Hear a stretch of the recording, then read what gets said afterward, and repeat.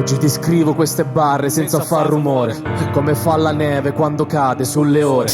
A volte resto zitto, perso nell'introspezione, cerco le parole ma non trovo ispirazione. Oggi mi sento diverso, con il sole che mi brucia dentro. Fuori è tempo incerto anche se è quasi estate. Ho scritto il mio silenzio sopra un foglio spento. Ogni emozione torna a fare le sue ondate. Cammino piano sopra giorni che ho lasciato indietro, con 1000 frasi scritte mai spedite per davvero. In questa testa un mare immenso che non ha confine.